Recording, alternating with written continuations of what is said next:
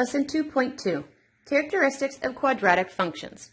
How do you find the max and min of quadratic functions? And how do you graph using intercepts? So this last problem on the page was independent practice for you to do on your own. Let's go ahead and go over the answer. So they're asking us to find the max and min of this quadratic function, of this parabola. So we need to draw it first. A is negative, which means that my parabola is going to be a downward facing parabola. The vertex is the turning point right here. So we need to find the vertex to find all the rest of the information. So to find the vertex, the very first thing we have to do is find our axis of symmetry, which tells me I need to find my A, my B, and my C. The axis of symmetry equation is x equals the opposite of b all over 2a. So the opposite of 5 all over 2 times a negative 1. I have 5 halves, which is the same as 2.5. So the x part of my vertex is 2.5. Now I need to find the y part of my vertex, and to do that you need to plug it into the actual f of x and solve.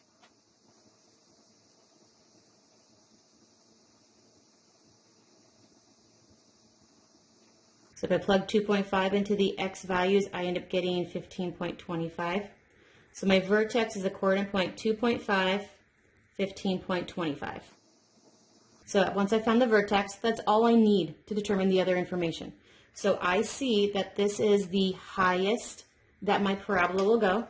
If this is the highest my parabola will go, that meant that I had a max, and I had a max at the 15.25. I need to now find my domain. My domain goes forever and to the right and forever and to the left, so this is going to be all real numbers. I need to then find my range. My range is always the y being compared to this 15.25 line, and it's going to always live below, so I'm always a less than or equal to. So the max, min, and our range number are always looking at the y value of our vertex. Now I need to determine when is the function increasing and when is it decreasing.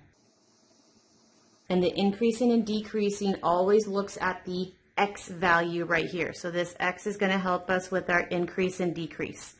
So my x is always being compared to the 2.5. On the left side, I see that I was always going up to reach to the vertex. And on the right side, I see that I was always going down away from the vertex. So when am I increasing? I was increasing on all the numbers that were to the left of the 2.5, which are all the smaller numbers. So I was increasing when I was smaller than all of the 2.5s. I was decreasing after the 2.5. So all these bigger numbers were the decreasing side. So when my numbers were bigger, I was decreasing.